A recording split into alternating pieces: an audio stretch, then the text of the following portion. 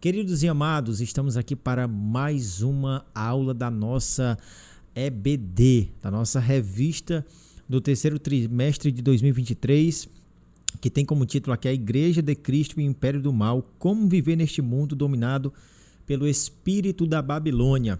Hoje nós vamos estudar aqui a lição de número 9, 27 de agosto de 2023, que tem por título aqui Uma Visão Bíblica do Corpo.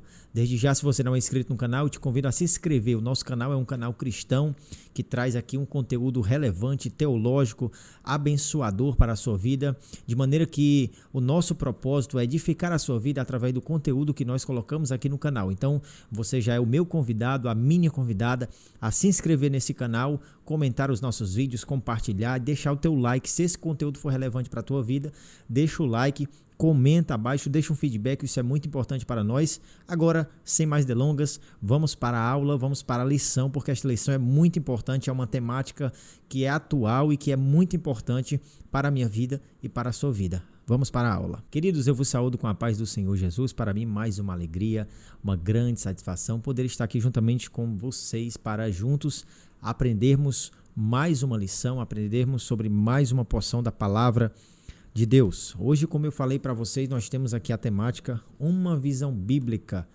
do Corpo, que tem aqui como temática central a visão do corpo humano como templo e morada do Espírito Santo. Nós temos aqui o texto áureo que diz: mas o corpo não é para prostituição, senão para o Senhor, e o Senhor para o corpo. 1 Coríntios, capítulo 6, versículo 13, parte B.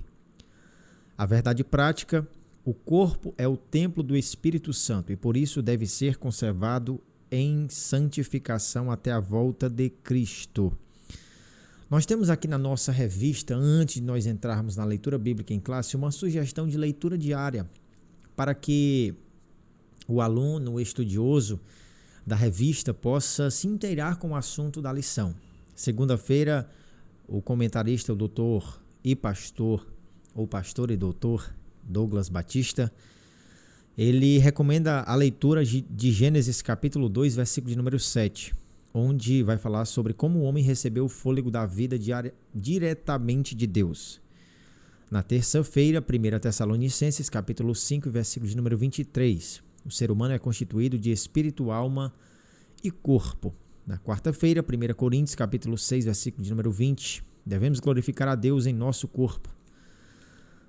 Na quinta-feira, 1 Coríntios, capítulo 6, versículo de número 19 e Efésios 1 e 13, onde traz a temática do corpo do crente salvo como sendo templo e morada do Espírito Santo. Na sexta-feira, Romanos 8 e 23 e também Filipenses, capítulo 3, versículo 21, onde traz a transformação do corpo mortal conforme o corpo glorioso de Cristo. No sábado, Eclesiastes 12 e 14, todos os nossos atos estarão sob o juízo divino. Então, a sugestão de leitura diária aqui da nossa lição de número 9. A leitura bíblica em classe se encontra em 1 Coríntios, capítulo 6, do versículo 12 até o versículo de número 20. Nós vamos fazer uma leitura e vou projetar aqui na tela para vocês acompanharem aí aonde vocês estiverem assistindo. Diz assim o versículo 12 do capítulo 6 da primeira carta de Paulo aos Coríntios: todas as coisas me são lícitas, mas nem todas as coisas me convêm. Todas as coisas me são lícitas, mas eu não me deixarei dominar por nenhuma. Os manjares são para o ventre, e o ventre para os manjares. Deus, porém, aniquilará tanto um como os outros. Mas o corpo não é para a prostituição, senão para o Senhor, e o Senhor para o corpo. Ora, Deus, que também ressuscitou o Senhor, nos ressuscitará a nós pelo seu poder. Não sabeis vós que os vossos corpos são membros de Cristo? Tomarei, pois, os membros de Cristo e fá-los-ei membros de uma meretriz? Não, por certo. Ou não sabeis que o que se ajunta com a meretriz faz-se um corpo com ela? Porque serão, disse, dois numa só carne. Mas o que se ajunta com o Senhor é um mesmo espírito. Fugir da prostituição. Todo pecado que o homem comete é fora do corpo, mas o que se prostitui peca contra o seu próprio corpo. Ou não sabeis que o nosso corpo é o templo do Espírito Santo que habita em vós, proveniente de Deus, e que não sois de vós mesmos? Porque fostes comprados por bom preço. Glorificai, pois, a Deus no vosso corpo e no vosso espírito, os quais pertencem a Deus. Então nós temos como leitura bíblica em classe essa passagem lida e temos como objetivos da lição ensinar a criação do ser humano, expor a visão bíblica do corpo e contrapor a visão secular do corpo. Nós vamos entrar no primeiro ponto da lição, mas antes de entrarmos no primeiro ponto, nós vamos começar com uma introdução, que diz assim: Deus criou o ser humano para o louvor da sua glória. Em vista disso, ele espera do homem regenerado uma vida de santidade. Contudo, os conceitos secularistas propagam uma forma de vida independente dos preceitos divinos. Nesta lição, vamos estudar a criação do homem e as características do corpo humano nas Escrituras e correlacionar esse tema com a visão secular do corpo hoje. Nossa finalidade é apresentar a visão bíblica do corpo, seu propósito e sua glorificação final. Antes de entrarmos na lição, precisamente, eu quero sugerir que você, irmão em Cristo, principalmente se for assembleiano, adquira a declaração de fé das Assembleias de Deus. Assembleias de Deus. É produzido pela CGADB e esse é um tipo de material que ele vai te acompanhar aí em todas as revistas da Escola Bíblica. Aqui está o nosso credo, a nossa declaração de fé, nós que somos assembleianos. São 24 capítulos com interpretações autorizadas das Escrituras e os ensinos oficiais das Assembleias de Deus no Brasil, apresentados de forma sintética, abrangendo todas as principais doutrinas bíblicas. Vou dar aqui uma aproximação da câmera aqui para que você possa observar. Você vai encontrar com certeza no site da CPAD ou em outras livrarias online. Esta lição, assim como todas as demais lições da revista, ela cita muito a declaração de fé. Isso nos mostra o quanto que o autor desta revista, o escritor pastor Dr. Douglas Batista, ele se inspirou nos ensinos que também estão contidos na declaração de fé, que são doutrinas bíblicas sintetizadas aqui pelo Conselho das Assembleias de Deus no Brasil, certo?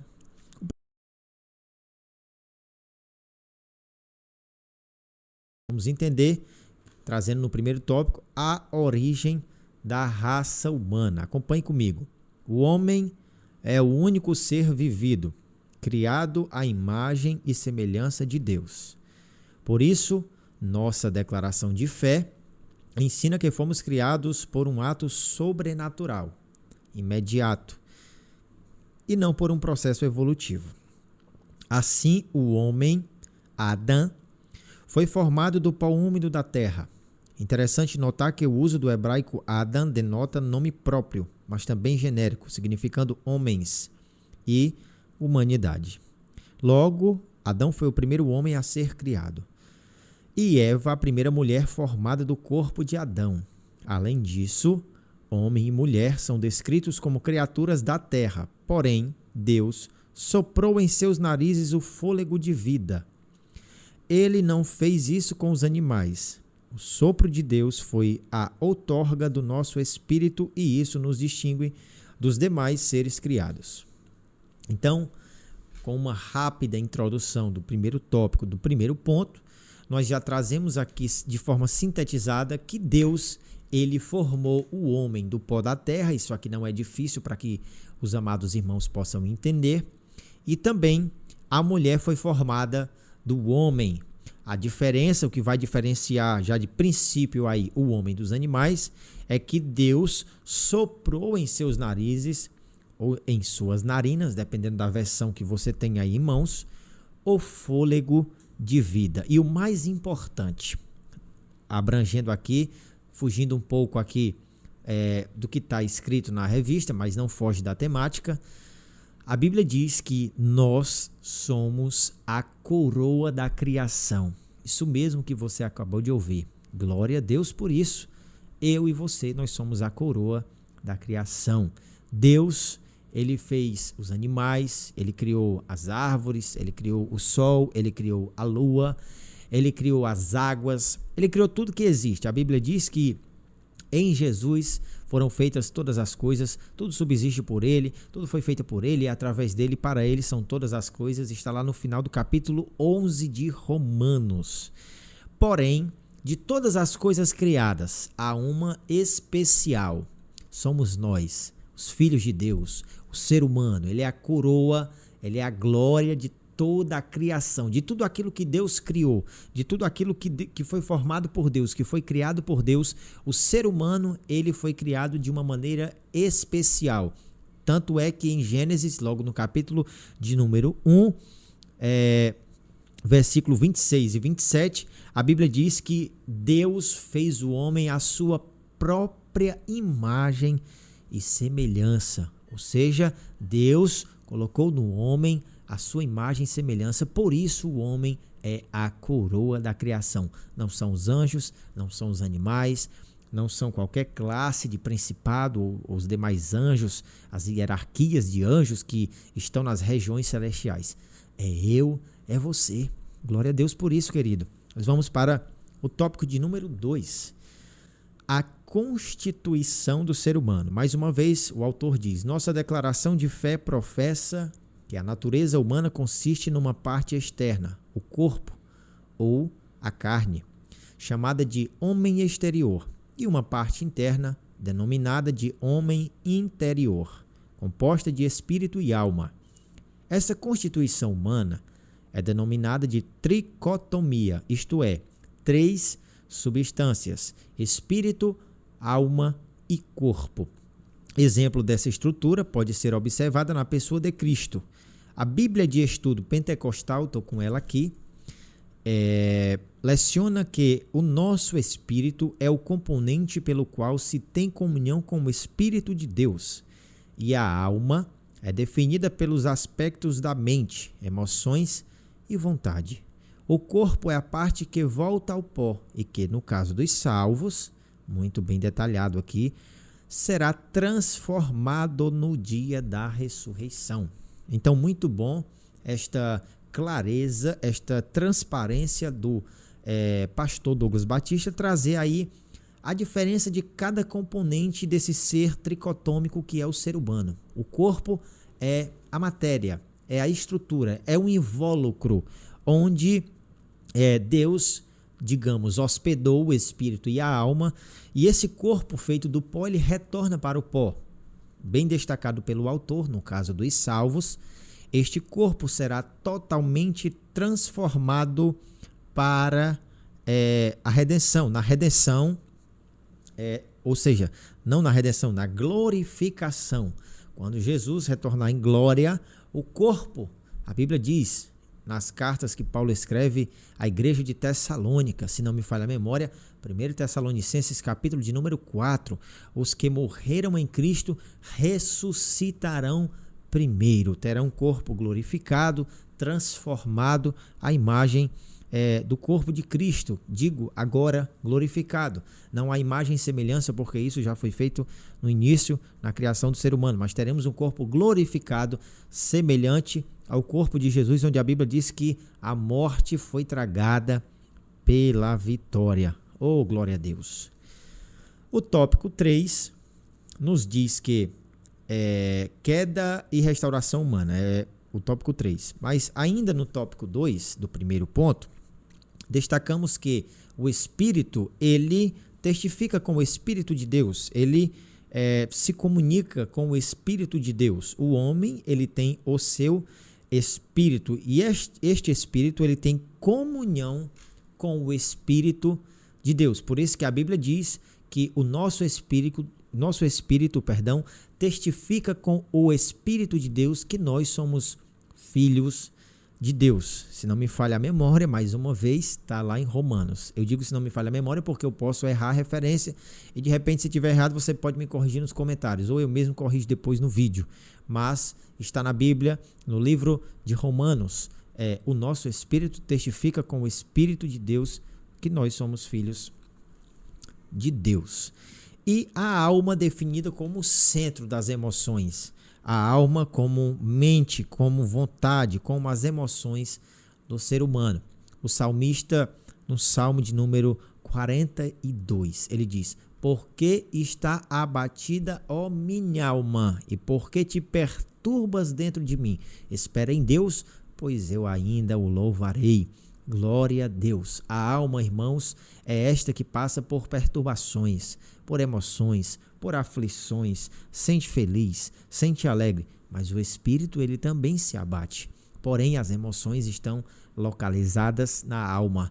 E o mais interessante é que a Bíblia diz, na carta de Hebreus, no livro, na carta, melhor dizer carta, capítulo 4, versículo de número 12. Essa referência, eu lhe dou ela com toda certeza, com tamanha certeza, porque essa aqui marcou a minha vida, decorei ela e não esqueci mais. Aprendi, decorei e não esqueci mais. Lá diz assim, Hebreus 4 e 12, porque a palavra de Deus é mais afiada do que qualquer espada de 2 fios ou 2 gumes e é apta para discernir os pensamentos e as intenções do coração.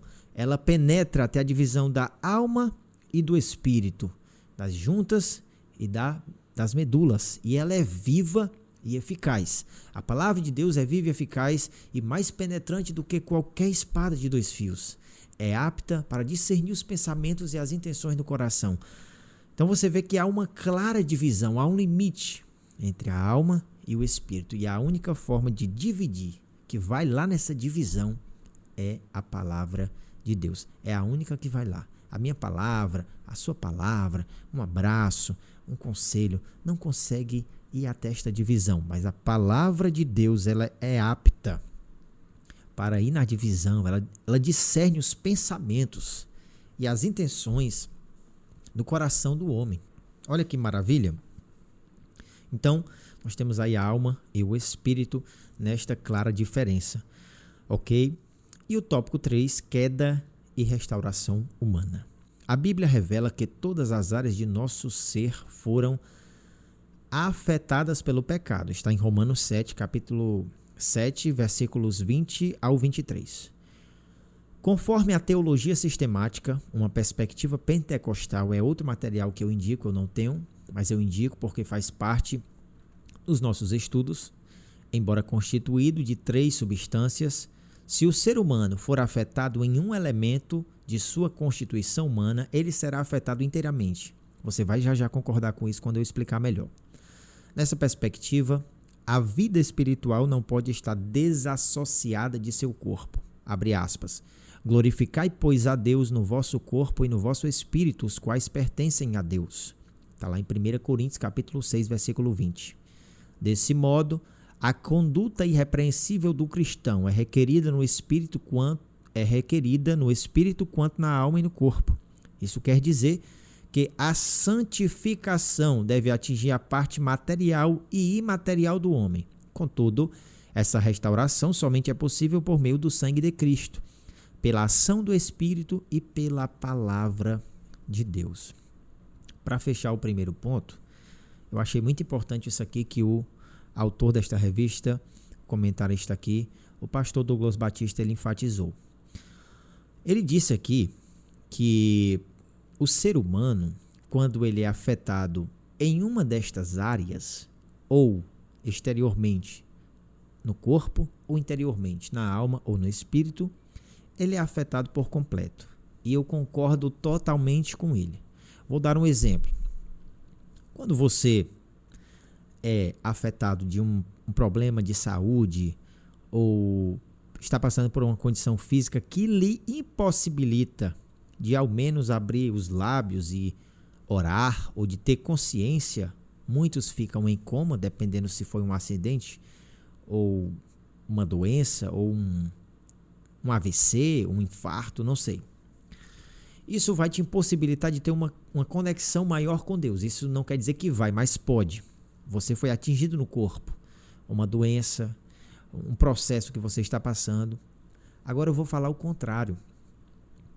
Quando você está com a alma abatida, angustiada, cheia de traumas, cheia de problemas, muitos passam por problemas depressivos, de ansiedade e tal. Essa alma, ela está angustiada e automaticamente o corpo, ele também sofre. Muitos, por estar com a alma sobrecarregada, cheia, carregada de problemas, emocionalmente frágil, tem muitos que tiram a sua própria vida.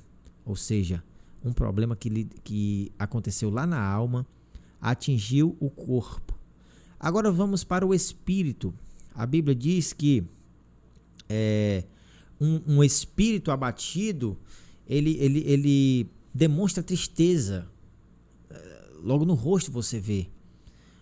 A Bíblia diz que o coração alegre aformoseia o rosto, mas pelo espírito abatido. Deixa eu olhar esse versículo melhor, tá? O coração alegre aformoseia o rosto. O coração alegre está lá em Provérbios. Alegre. Vamos procurar rapidinho aqui na Bíblia. Provérbios 15 e 13. O coração alegre aformoseia o rosto, mas pela dor do coração o espírito se abate. O espírito ele pode estar abatido por uma dor gerada no coração, para você ver. O comentarista coloca que a alma é o centro das emoções, é a mente, ela está aqui como a vontade do ser humano, e esse coração ele pode representar-se aqui como a alma, como um componente ali da alma. E se esse coração está alegre, ele está aformoseando o rosto, ou seja, é perceptível. Mas se esse coração ele está cheio de dor, cheio de tristeza, ele abate o espírito. Por isso que o comentarista diz que quando um desses elementos, quando uma dessas áreas são atingidas, ou é atingida, melhor dizendo, todo o pacote, todo ser humano, ele sente ali a consequência, ele vai passar pela consequência desse problema que está afetando uma única área, ok? E para finalizar, ele diz que essa restauração, essa conduta irrepreensível do cristão só vai ser atingida, só vai ser alcançada pelo sangue de Cristo, pela ação do Espírito Santo, obviamente, e pela palavra de Deus. Por isso que é muito importante essa harmonia, esse envolvimento, essa comunhão do Espírito Santo com o nosso espírito através da palavra de Deus. Espero que este conteúdo esteja sinceramente edificando a sua vida. Nós vamos passar, aqui tem um ampliando o conhecimento, a positividade do corpo. Paulo não fala também do corpo do pecado? E isso não significa que o corpo é a fonte do mal? Não. O contexto deixa claro que Paulo está falando que o corpo pode tornar-se um instrumento do pecado, mas pode também se tornar um instrumento de justiça. Não sabeis vós, abre aspas, que a quem vos apresentardes por servos para lhe obedecer, sois servos daquele a quem obedeceis? Ou do pecado para a morte, ou da obediência para a justiça? Versículo 16 de Romanos 6. O problema não é o corpo, mas o pecado. O corpo é apenas o lugar onde a batalha entre o bem e o mal é encarnada. Amplie mais o seu conhecimento lendo a obra Ama Teu Corpo, da editora CPAD. Então tivemos uma introdução. O primeiro ponto ele é mais introdutório, eu acredito que deu para dar uma, ainda que de forma rápida, que de forma aqui mais sintetizada. Nós não temos o tempo para aprofundar, e eu não quero deixar que essa aula ela fique muito extensa nesse vídeo, mas deu para dar uma rápida introdução do nosso corpo, da função de cada repartição, digamos, né, de cada área da alma, do espírito e do corpo como o invólucro, o templo e morada do Espírito Santo. Nós temos aqui a visão bíblica do corpo no ponto 2. Primeiro tópico, parte exterior do homem. O termo corpo, do grego soma, normalmente identifica a parte exterior do ser humano. Deixa eu ver aqui. O termo carne, do grego sarx, quando se refere ao homem físico, inclui a sua dimensão exterior.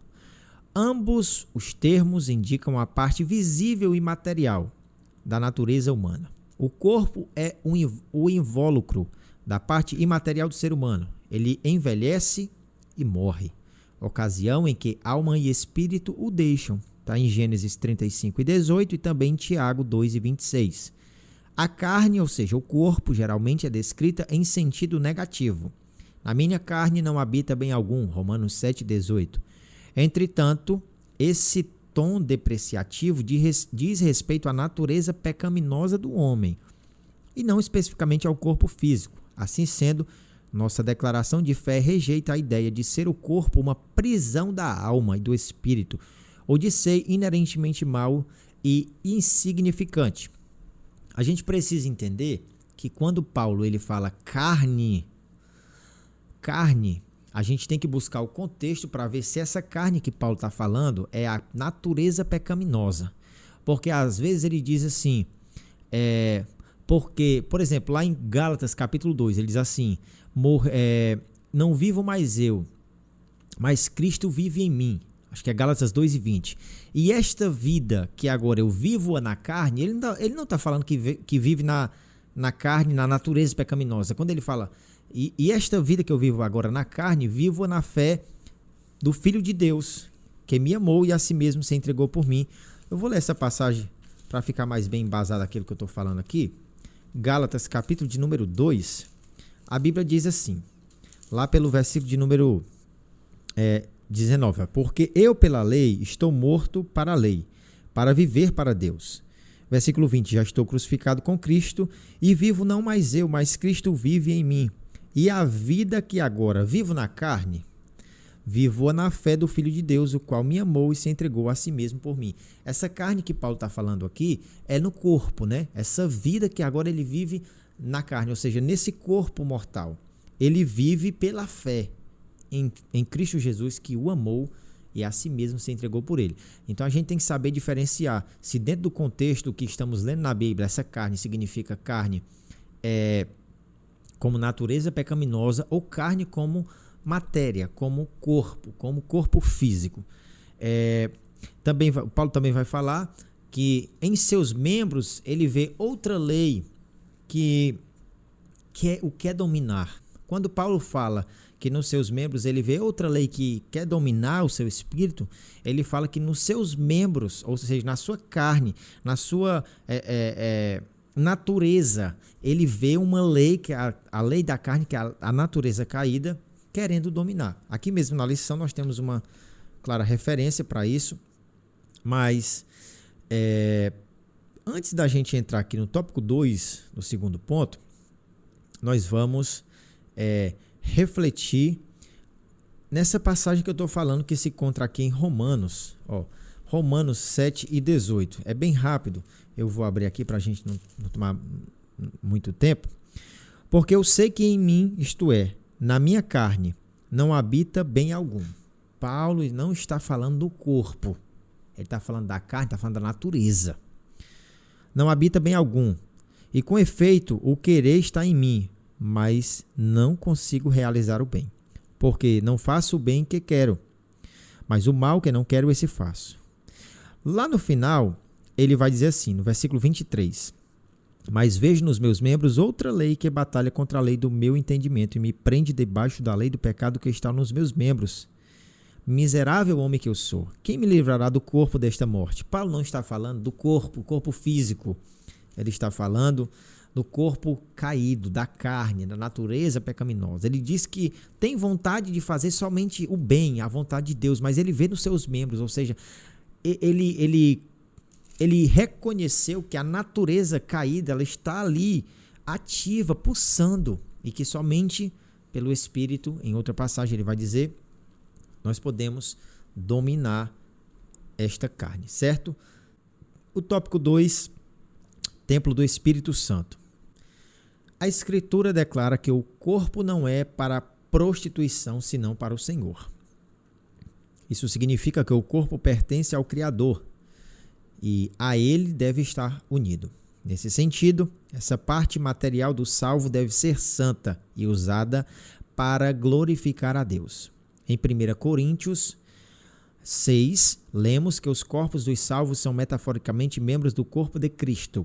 Por isso, eles não devem praticar atos imorais. Aqui, o cristão é exortado a não pecar contra o próprio corpo, pois um resgate de alto preço foi pago por Cristo, tornando o crente templo e morada do Espírito Santo. Portanto, como santuário, o corpo nunca deve ser profanado por impureza alguma. Neste ponto, nós vamos nos deter um pouco, porque aqui há algo importante a ser frisado para que você entenda a importância do cuidado com o corpo.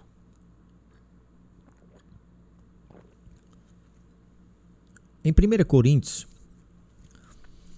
capítulo de número 3, versículo 16 e 17, olha o que a Bíblia vai nos dizer. 1 Coríntios, capítulo de número 3, versículo 16 e 17. Não sabeis vós que sois o templo de Deus e que o Espírito de Deus habita em vós? Se alguém destruir o templo de Deus, Deus o destruirá, porque o templo de Deus que sois vós é santo. Ninguém se engane a si mesmo. Se alguém dentre vós se tem por sábio neste mundo, faça-se louco para ser sábio. Eu fugi aqui um pouco dos versículos que eu queria ler, né?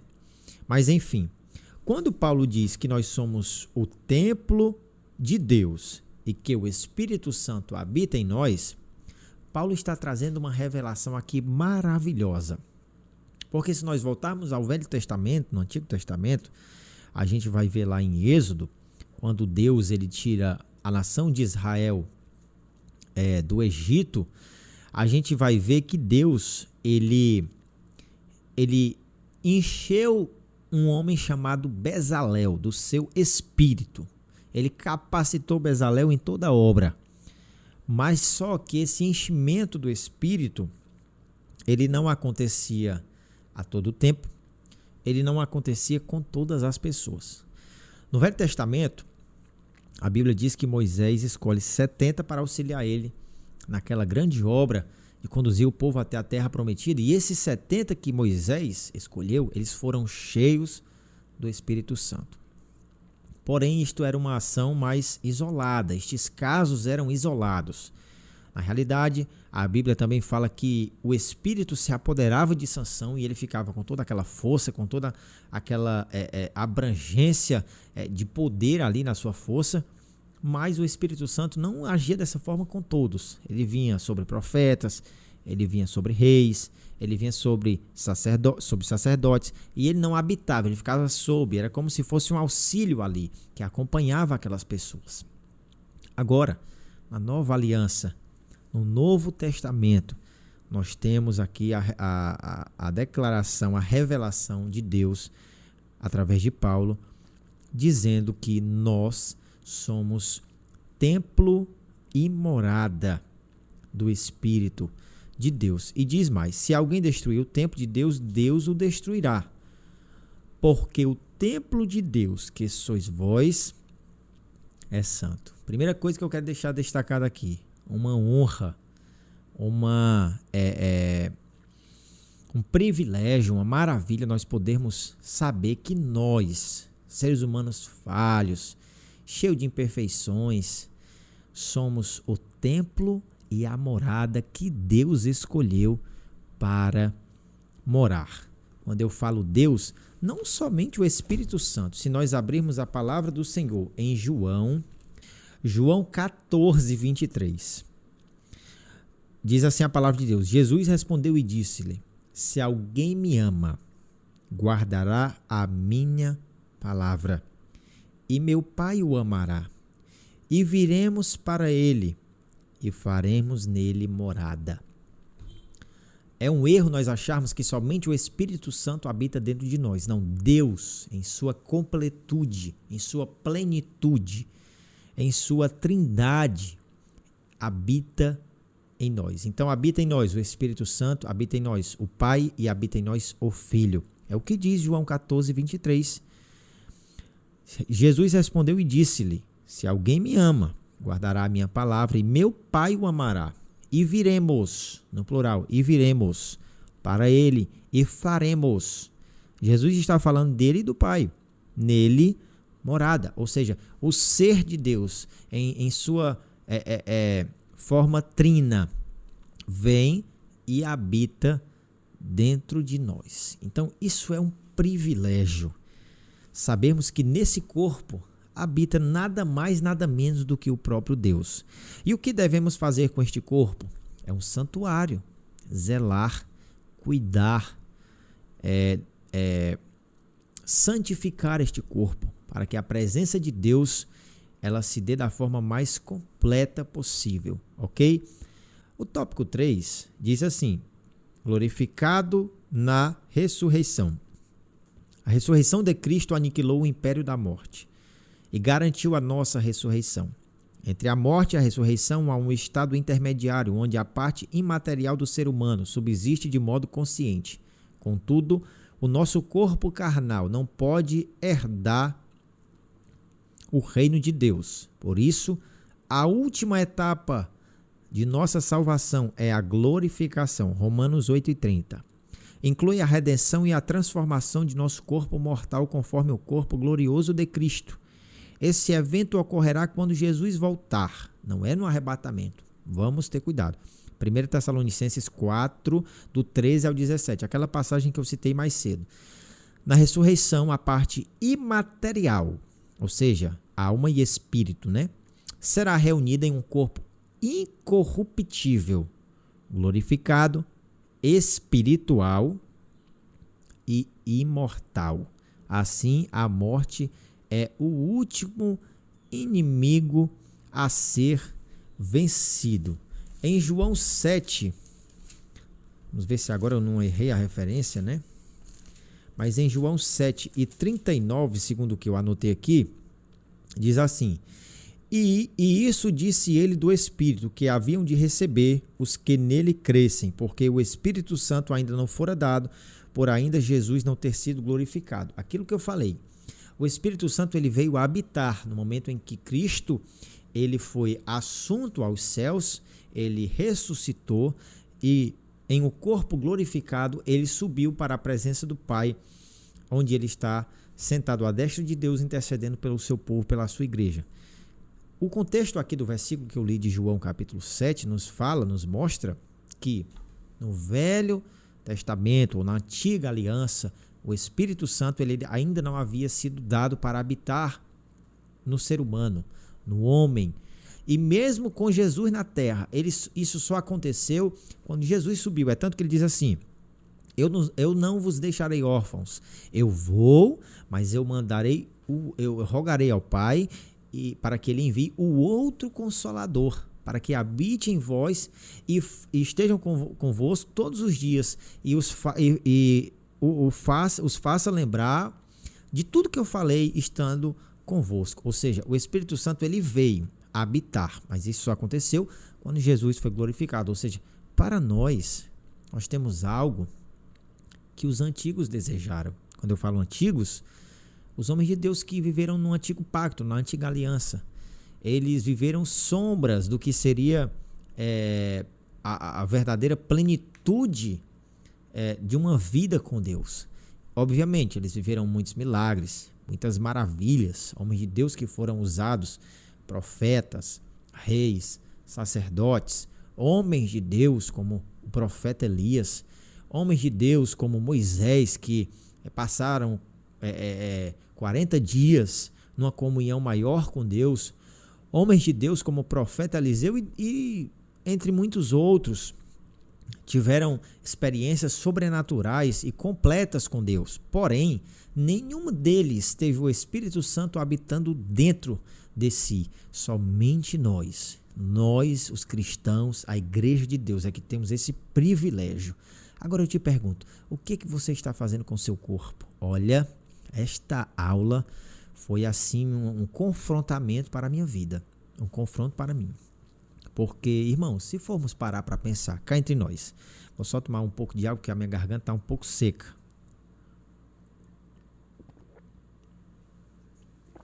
Se formos pensar, nós não cuidamos do nosso corpo como deveríamos. Sendo o nosso corpo a morada do Espírito e vivendo agora nós em dias em que, principalmente no que tange a estética humana, a vaidade, e se partirmos para o lado da alimentação, está muito difícil nós cuidarmos do nosso corpo, mas não é impossível. Quando eu falo do lado da alimentação, pessoal, é porque existe a questão da glutonaria. A glutonaria, ela está bem aqui no capítulo, deixa eu ver aqui onde é em Gálatas 5. Deixa eu abrir aqui a Bíblia em Gálatas 5, do 19 ao 21. Nós temos aqui as obras da carne. Porque as obras da carne, Gálatas 5 e 19, são manifestas, as quais são prostituição, impureza, lascívia, idolatria, feitiçarias, inimizades, porfias, emulações, iras, pelejas, dissensões, heresias, invejas, homicídios, bebedices, glutonarias e coisas semelhantes a estas, acerca das quais vos declaro, como já antes vos disse, que os que cometem tais coisas não herdarão. Olha a enfatização que Paulo está dando aqui. Não herdarão, está afirmando o reino de Deus. Dentre todas estas obras da carne, nós vamos pensar um pouco na glutonaria. Se nós formos realmente olharmos para a glutonaria, em Gênesis, no capítulo 5, do versículo 29 ao 34, a Bíblia vai falar ali sobre uma situação em que Esaú, ele vai chegar do campo cansado, com fome, e o seu irmão Jacó estava preparando um ensopado de lentilhas. E ele trocou, ele comercializou, ele fez ali uma barganha com Jacó e ele negociou a sua primogenitura pela volúpia, por um prato de lentilhas.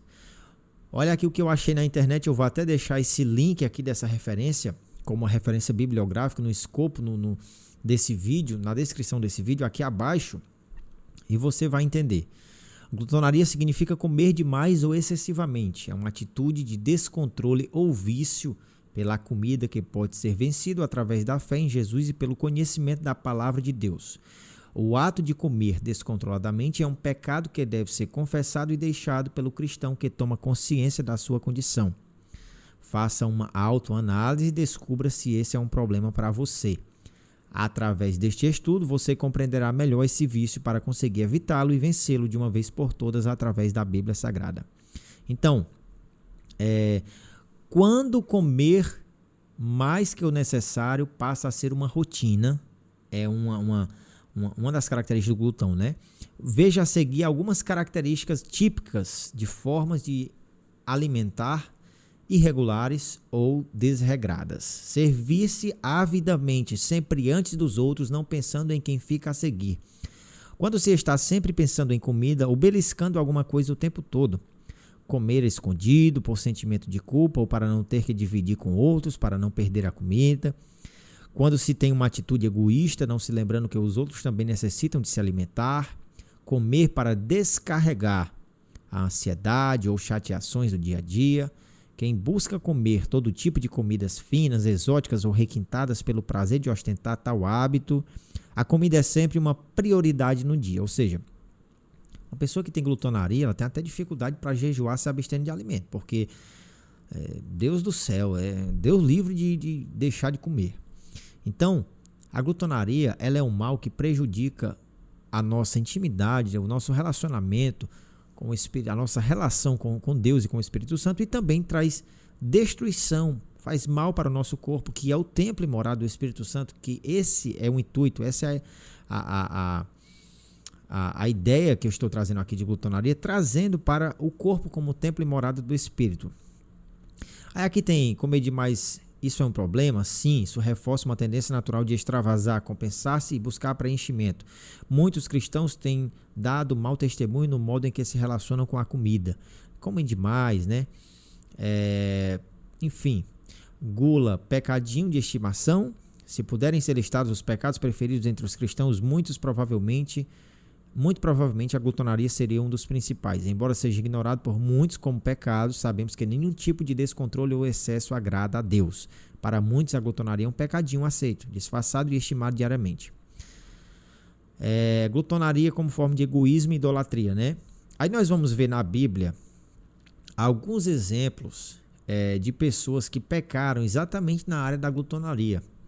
Aí nós vamos ver aqui, o primeiro caso aqui que eu já citei, que é o caso de Esaú, que negociou a sua primogenitura por um prato de lentilhas. Nós vamos ver aqui, no caso de Israel, a própria nação de Israel, murmurando, deixando o estômago sempre falar mais alto, como lá em Números 11, do 4 ao 6, onde eles estavam desejando comer as comidas lá do Egito, onde eles estavam na escravidão. Também em Números 11, do 18 ao 20, onde eles desprezaram o maná, que é o alimento enviado por Deus, diariamente para o sustento, e queixavam-se pedindo carne. Nós vamos ver também em Números 11, 34, diz assim: por isso o lugar foi chamado Kibrot Hatavá, em hebraico significa covas de avidez, porque ali foram enterrados os que tinham sido dominados pela gula. Outro exemplo de gula, de pessoas descontroladas nessa área da comida, os filhos do sacerdote Eli eram um mau exemplo envolvendo a comida. Vemos na atitude dos filhos do profeta Eli.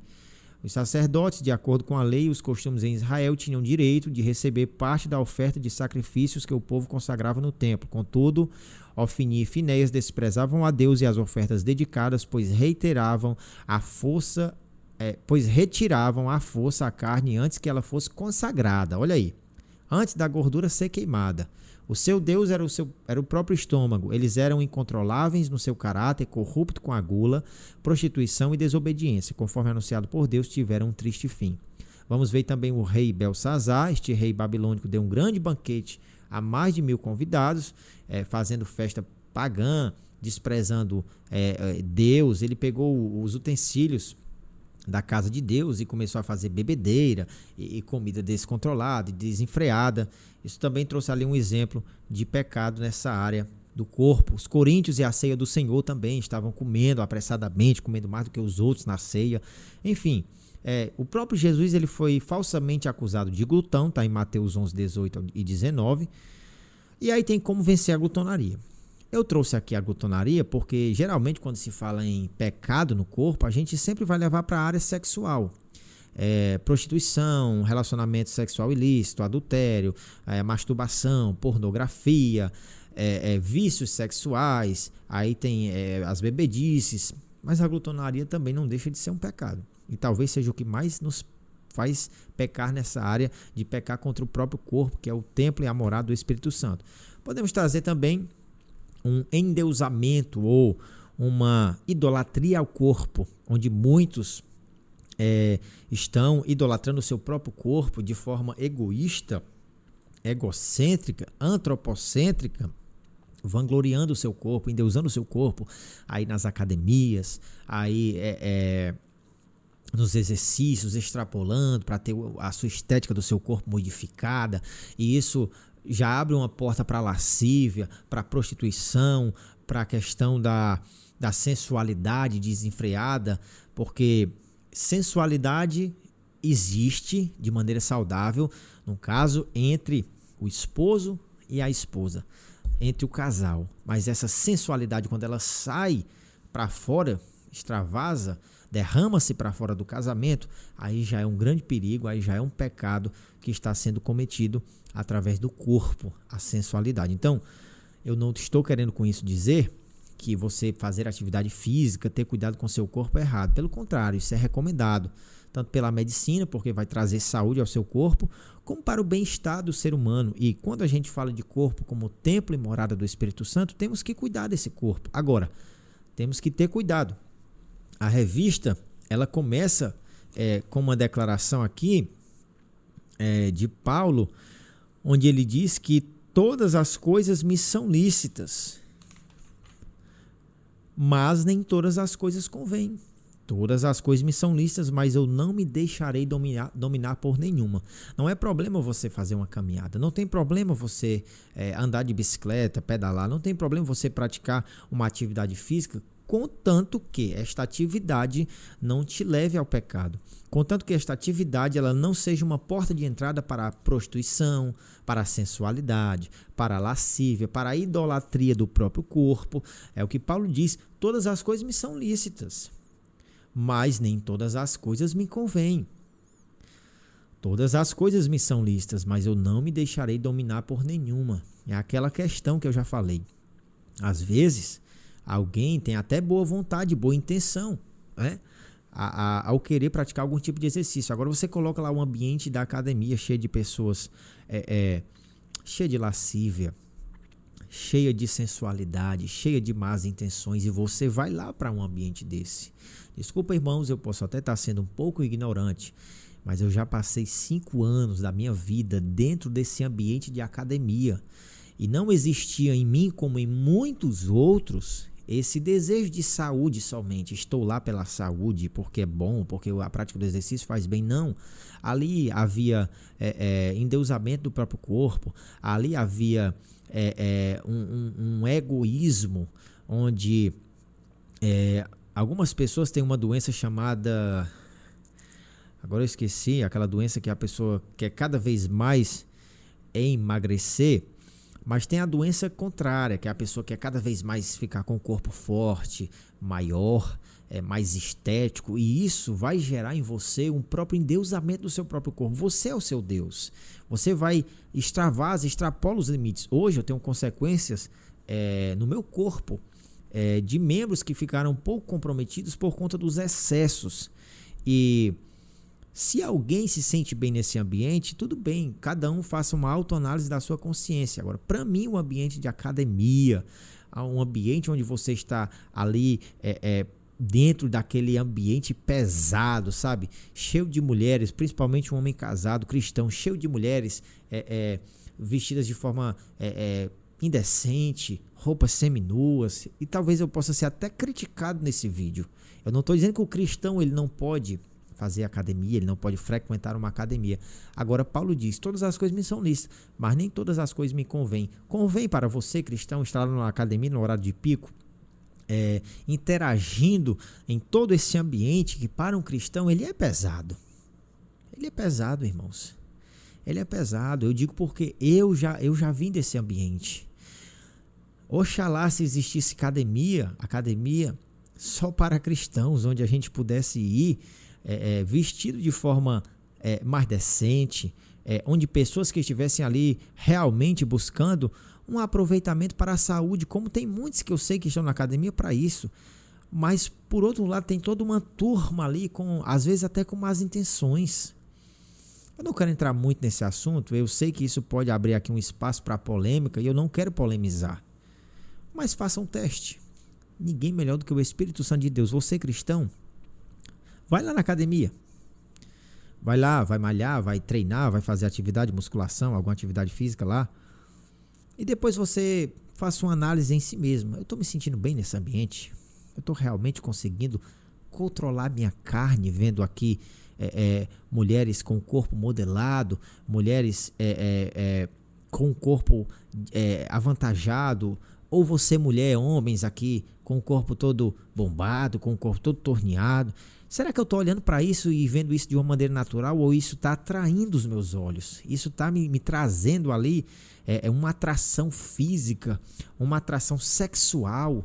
Será que eu dividindo ali o mesmo aparelho com uma mulher que está quase seminua na minha frente. Será que eu estou lidando com essa situação de uma maneira normal? Será que a minha própria carne não está sendo ali convidada a pecar, a me levar ao pecado? É nesse aspecto que eu estou falando, irmãos. É nesse sentido. Agora, de repente, se você frequenta a academia num horário, por exemplo, 5 horas da manhã, não sei, 6 horas, e não tem quase ninguém na academia, ou talvez você e umas tiazinhas por lá, umas senhoras mais idosas, ou uns senhores, ou quase não tem ninguém, aí quem sabe não está te prejudicando. Então é o que Paulo diz, olha, todas as coisas me são lícitas. É lícito, mas nem tudo me convém, eu vou procurar aquilo que me convém. Aí ele diz, todas as coisas me são lícitas, mas eu não vou me deixar dominar por nenhuma delas. Esse é o ponto. Eu não estou querendo aqui agora dizer que a academia foi criada na intenção de ser algo diabólico. Eu não sei quem criou a academia, eu não sei quem criou isso, mas Paulo vai dizer, o exercício, se comparado com a piedade, ele é de pouco proveito, certo? O exercício ele tem um aproveitamento, mas se comparado com a piedade, você consegue ser um cristão piedoso, temente a Deus, que foge do pecado, que foge do mal, que não peca com os olhos, que não peca com a mente lá nesse ambiente? Se você consegue, se o horário é propício e não tem lá ninguém, tudo bem. Eu fugi aqui um pouco da lição, eu sei, mas está dentro. Nós estamos falando de pecados que são cometidos no corpo, porque o corpo é o templo e a morada do Espírito Santo. Então, talvez você ache que eu fui radical demais, mas eu já tive vontade de praticar exercício, porque eu preciso. Eu saí do ambiente da academia e eu já tive vontade, mas não dá para mim. Talvez não dê para você que está assistindo esse vídeo ir para uma academia, porque você não consegue um horário que seja mais legal, melhor. Enfim, eu vou voltar para a lição para que eu não possa fugir demais aqui da temática. Mas é isso que eu quero te dizer. Cuide do seu corpo, ele é templo, ele é morada do Espírito, mas faça somente o que convém para um cristão. Se não te convém praticar aquele tal exercício por algum motivo que vai te levar ao pecado, então não pratica, procura outro, vai para outro ambiente, procura outro exercício para que você possa obter saúde e assim sim você está cuidando do seu corpo como templo e morada do Espírito Santo de Deus. Vamos passar para o ponto 3 da lição. Então, indo aqui para o ponto 3, nós vamos para a visão secular do corpo. Hedonismo e narcisismo. Zelar e manter o corpo saudável é uma forma de glorificar a Deus. Contudo, em tempos pós-modernos de busca da felicidade, o hedonismo e o narcisismo são incutidos na sociedade. Com hedonismo, nos referimos ao estilo de vida em que a obtenção do prazer e a fuga do sofrimento são prioridades. Nesse aspecto, tudo é permitido. Com narcisismo, aludimos ao amor excessivo que uma pessoa tem por si própria. De acordo com essa abordagem, refere-se ao indivíduo que, de modo insensato, persegue o corpo ideal, por meio da boa estética, a qualquer custo, e se porta com ostentação em busca da autorrealização e de ser admirado. Em oposição a essa cultura, Paulo ensina: todas as coisas me são lícitas, mas nem todas as coisas me convêm. Eu acho que eu já, no tópico passado do segundo ponto, eu fechei isso aqui. Aliás, no segundo ponto, nós temos a sinopse.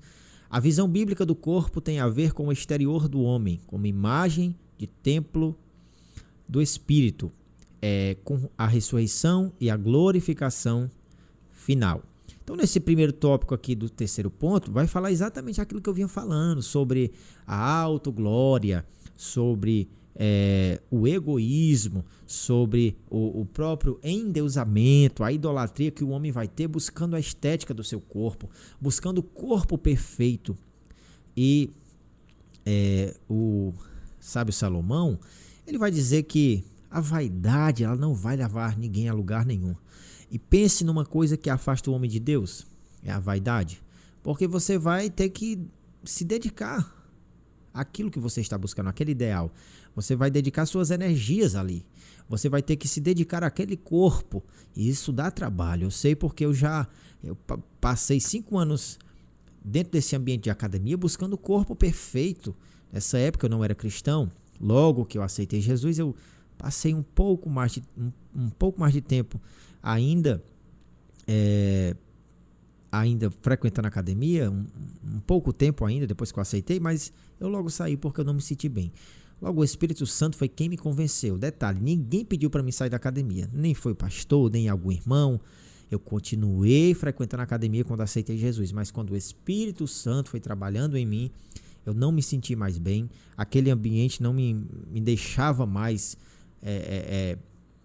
feliz e satisfeito dentro daquela prática que eu estava buscando, o corpo perfeito, a auto-vangloriação, porque era realmente assim, e eu sei que muitos são assim. Glória a Deus pela sua vida, se você busca saúde, se você busca cuidar do seu corpo, mas quero dizer que o cristão, ele pode sim fazer tudo isso de forma que glorifique a Deus.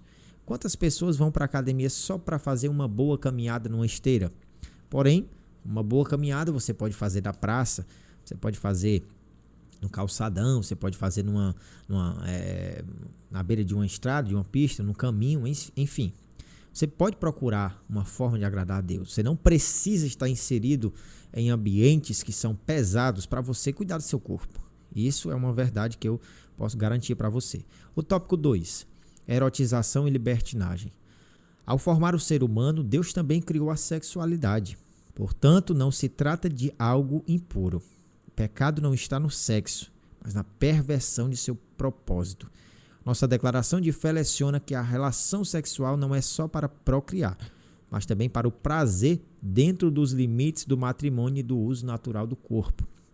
Todavia, em nossos dias, a erotização do corpo é explorada nas mídias, artes, músicas e literaturas. O objetivo é seduzir e estimular as práticas sexuais ilícitas.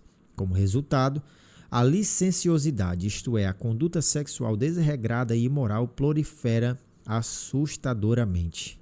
Diante disso, o apóstolo Paulo adverte: todas as coisas me são lícitas, mas eu não me deixarei dominar por nenhuma.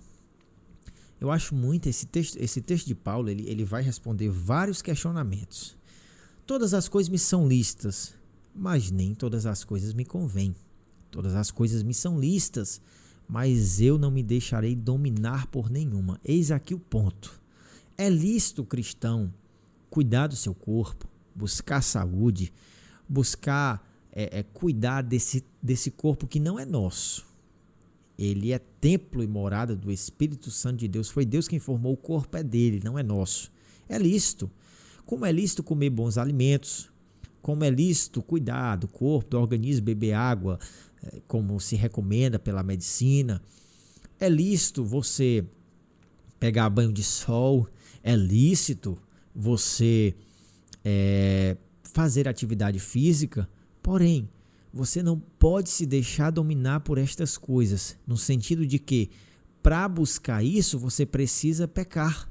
Você precisa se associar com as práticas mundanas. Você precisa fazer como os ímpios fazem, aqueles que não têm temor nenhum a Deus. Olha, pessoas que não têm temor a Deus, que não têm o Espírito Santo na sua vida, ela vai estar dentro de qualquer ambiente, em qualquer situação, praticando qualquer coisa que seja, e aquilo ali não vai lhe prejudicar. Eu vou falar algo aqui que talvez vai surgir mais uma vez como polêmico, mas eu preciso falar. É o meu papel como servo de Deus, como ministro da palavra, professor também de escola bíblica na igreja que estamos, não pela minha glória, não para a minha glória, mas é muito interessante e importante que eu fale isso. Algumas pessoas já me perguntaram e às vezes conversam comigo perguntando se futebol, qual o problema do futebol? E eu digo, amado, o problema não é o futebol, é o ambiente do futebol. Porque o futebol ele é um esporte que ninguém joga para perder. Quem vai jogar, joga para ganhar. E ali é ativado dentro de você a sua natureza carnal. Eu vou jogar para ganhar, então eu vou fazer de tudo para me ganhar. Se for precisar que eu derrubo um, derrubo o outro, escoro um. Se ele revidar ali, se ele ficar com sangue quente e revidar, eu também revido. Se ele disser uma coisa, eu também não deixo ele calado, eu digo outra. Tem pessoas que até jogando futebol, pasmem, irmãos, cristãos, chamam nome, se estressam, discutem, brigam, bate boca, fica trocando palavrão com outros. Que edificação tem futebol se usado dessa forma? Quando alguns me perguntam, futebol é pecado? Eu respondo que não é pecado. Porém, entre aspas, embora seja lícito, porque para muitos é até uma forma de sustento, é uma forma de... Quando eu falo sustento, eu não vou nem falar de jogadores profissionais e altamente profissionais. Mas quando eu falo de sustento, eu falo de pessoas que talvez são amadoras, mas através do futebol traz o sustento para sua família. Talvez seja lícito. Mas você como cristão, você se sente bem quando você está jogando bola? Você consegue realmente controlar e dominar a sua carne ali naquele ambiente? Porque ali tem pessoas que são cristãos, mas tem pessoas que não são cristãos. Não são cristãs e estão ali, vão xingar, vão chamar nome. Você vai suportar uma pessoa te xingando ali, te desafiando naquele ambiente? Você jogando ali, às vezes fica com sangue quente, fica com raiva, fica estressado, recebe um escorão, cai, às vezes a carne ela pode aflorar. E aí? Esse ambiente, para você que é cristão, tem alguém que está olhando e está dizendo, eu bato palma para esse irmão, porque ele está jogando bola, mas ele, para mim, está dando um bom testemunho.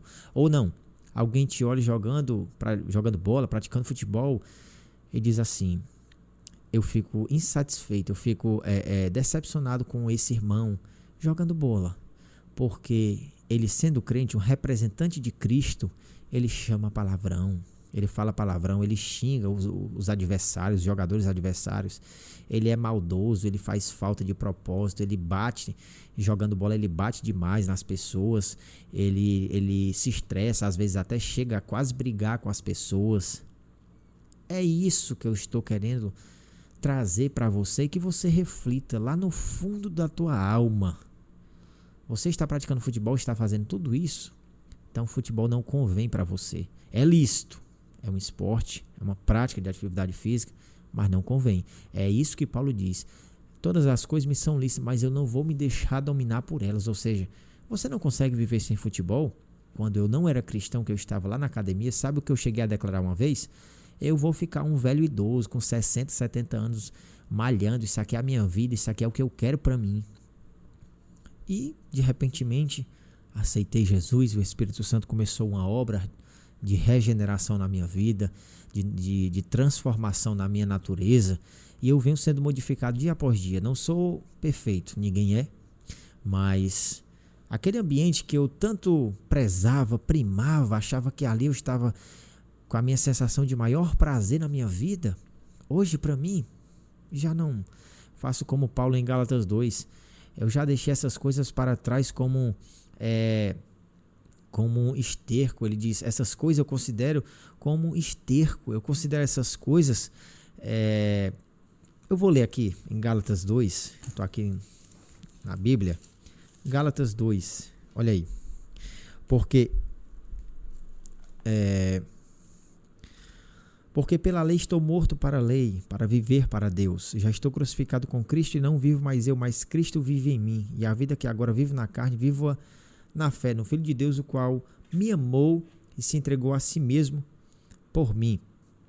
Ele vai dizer aqui, no 17, porque se nós que procuramos ser justificados em Cristo, nós mesmos também somos achados pecadores, é porventura Cristo ministro do pecado? De maneira nenhuma, porque se torno a edificar aquilo que destruí, ou seja, aquilo que eu deixei para trás, constituo-me a mim mesmo transgressor. Porque eu, pela lei, estou morto para a lei, para viver para Deus. E ele vai dizer no 20, já estou crucificado com Cristo e vivo não mais eu, mas Cristo vive em mim. Aquelas coisas que eu tanto prezava, que eu tanto achava importante na minha vida, ele vai dizer, eu deixei para trás. Essas coisas eu deixei todas para trás a fim de viver para Deus.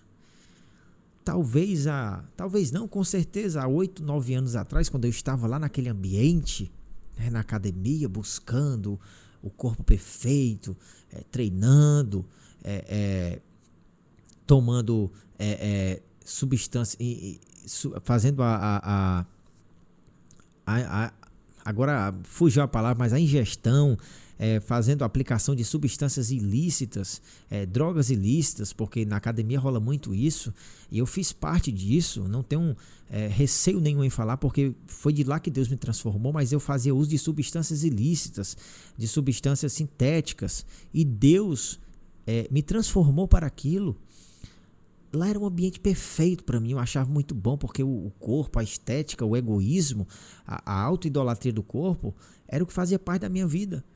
Mas eu deixei tudo isso para trás. Hoje, sinto falta de fazer exercício físico. E aí, quando dá para fazer, eu procuro fazer uma caminhada, uma pedalada de bicicleta, enfim, mas buscando fazer algo que não escandalize, que não me traça, que não vai me trazer, que não me traga um entristecimento espiritual, que não vai entristecer o Espírito Santo. É disso que eu falo. Você pode fazer por onde ter saúde, você pode comer bem sem precisar ser um glutão, você pode ter prazer e satisfação sexual com a sua esposa sem precisar do adultério, da prostituição, de práticas sexuais ilícitas, de modo como que você venha agradar a Deus. Agora, se você quer andar pela carne, viver pela carne, então nada disso que eu falei vai servir para você. Você vai continuar fazendo e não vai agradar a Deus de maneira nenhuma. Isso aqui é aula. Uma aula que eu estou dando, trazendo as verdades de Deus para a sua vida. Eu sei que muitos talvez vão fechar o vídeo quando começar a ouvir eu falar sobre essas coisas. Mas é isso mesmo, o Espírito de Deus ele confronta, a palavra de Deus confronta o pecador.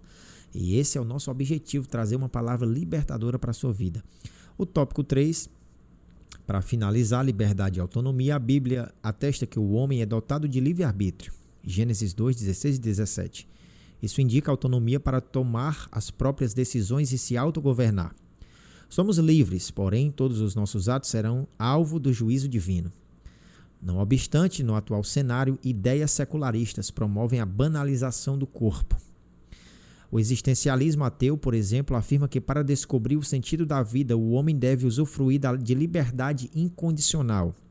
Nesse aspecto, livre de qualquer moral divina, o indivíduo passa a exercer total controle sobre o corpo. Desse modo, seus adeptos atuam contra o corpo na legalização do aborto, da prostituição, das drogas, do suicídio assistido, dentre outros. Contrário a esse ativismo, o apóstolo Paulo assevera: não sabeis que não sois de vós mesmos? E a sinopse do ponto 3, o hedonismo, o narcisismo, a erotização e a libertinagem fazem parte de uma visão secular do corpo. A conclusão nos diz: criado da terra à imagem e semelhante divinas, o homem é constituído de 3 substâncias, espírito, alma e corpo. Nessa concepção, não podemos pecar com o corpo sem afetar o espírito e a alma. O corpo é morada do espírito, que não habita em santuário impuro. Na vinda de Cristo, o corpo dos santos será glorificado. Assim, o corpo não deve ser tratado como algo pejorativo. O princípio de cuidado e santidade do corpo deve ser observado pelos que pertencem a Deus. O mais importante disso tudo é que você entenda que eu quis trazer aqui um esclarecimento a respeito de alguém que quer glorificar a Deus no seu corpo. Se você acha que isso não é importante, tudo bem. Eu não posso te convencer a nada. Eu dou a aula, eu passo o conteúdo, mas quem convence é o Espírito Santo. Porém, eu não posso deixar de falar as verdades que, pela revista, pela doutrina da palavra de Deus, pela própria palavra de Deus, são importantes para a vida cristã. E trazendo também experiências de vida. Citei aqui eu mesmo, meu exemplo, como alguém que já fez algo que no passado parecia ser tão lícito, mas hoje, na vida cristã, na intimidade que eu tenho com Deus, não me é lícito fazer como fazia. Posso procurar, você também pode, uma forma de agradar a Deus no seu corpo. Comer comidas boas, comidas, às vezes até umas comidas mais exóticas, pode ser algo bom, mas isso não vai te levar a um peso na consciência, a uma ideia de que você pecou contra Deus porque você exagerou na comida. O descontrole alimentar é um pecado porque faz parte da glutonaria. Tentar ter prazer na comida e ficar pensando em comida toda hora vai ser um pecado, sim. Também nos impede de herdar o reino de Deus. Então devemos ter cuidado naquilo que comemos, procurando alimentos saudáveis. Devemos ter cuidado do nosso corpo para não cairmos em vícios, em questões de sensualidade, em questões de lascívia, em questões de idolatria do corpo, em questões de antropocentrismo, onde nós somos o centro, o homem como centro, em questões de prostituição, de masturbação, de pornografia. Olha, irmãos, eu estou me levantando para dar essas aulas da EBD e eu sei que o inimigo das nossas almas, Satanás, ele é sagaz. Ele vai tentar exatamente me derrubar em todas essas áreas que eu estou pregando aqui. Por isso que eu peço a você que está assistindo essas aulas da Escola Bíblica que me cubra de oração. Porque o inimigo ouvindo e vendo que eu estou fazendo um trabalho desse para vocês, principalmente para agradar a Deus em primeiro lugar, mas para levar você um conhecimento da Escola Bíblica, ele vai tentar contra a minha vida. Porque é algo que pode não é transformador nas vidas, é um esclarecimento desse, é uma aula como essa, trazendo para você um esclarecimento. Eu tenho certeza que se você der ouvidos àquilo que foi pregado aqui, não porque eu sou dono da verdade, porque eu não sou, mas trazendo à luz do conhecimento da palavra de Deus, o que eu trouxe aqui não é para colocar você numa situação de ficar prostrado espiritualmente, mas cada vez mais elevar a tua intimidade, o teu relacionamento com o Espírito Santo de Deus e agradar a Deus no seu corpo. Eu tenho certeza que algo vai surtir efeito na sua vida, por isso me cubra de oração. São temas, são pautas que nós precisamos nos levantar para ensinar, para pregar, para aconselhar. E nisso sabemos que o inimigo ele trabalha, porque a área do ensino é a área onde o povo de Deus ele cresce espiritualmente. Por isso a palavra de Deus diz: crescei na graça e no conhecimento. Conhecereis a verdade e ela vos libertará. A verdade ela é libertação. Por isso que Deus te abençoe. Nós encerramos essa aula falando que o teu corpo é templo e morada do Espírito Santo, que você precisa zelar desse ambiente onde Deus mora. Esse ambiente onde Deus mora tem impureza sexual. Agora imagina, Deus vai habitar num ambiente desse, onde tem impureza sexual, onde tem lascívia, onde tem a glória ali pela estética, onde tem a sensualidade, onde tem pecados sexuais, onde tem o desenfreamento na alimentação, a glutonaria, onde tem a estética ali como sendo a sua coisa mais importante. Deus, que é um ser santo, ele está habitando realmente nesse templo, nesse corpo que ele preparou para ele mesmo habitar? Faça essa autorreflexão. Será que Deus está habitando no meu corpo? Eu fazendo tudo isso que eu estou fazendo, eu me olhando no espelho desse jeito, eu estou vestido desse jeito, eu estou saindo na rua desse jeito, eu estou fazendo realmente isso, eu estou pensando isso, eu estou olhando para isso, eu estou falando isso, até a palavra torpe que sai da sua boca, que é um órgão do seu corpo, é algo que pode te afastar de Deus, que vai te afastar de Deus. Então tenha muito cuidado, que Deus te abençoe. Eu vou orar para encerrar e que Deus te abençoe. Nós nos vemos no próximo vídeo. Senhor, abençoa todos os que assistiram a essa aula, esse conteúdo, que seja uma bênção realmente, que possam ser edificados pela Tua Palavra, por tudo que foi ministrado aqui. Deus, que eu possa Te agradar trazendo essas aulas, que os meus irmãos possam ser edificados. No nome de Jesus, nos abençoa em nome de Jesus. Amém. Te vejo no próximo vídeo, meu irmão. A paz do Senhor Jesus. Amém.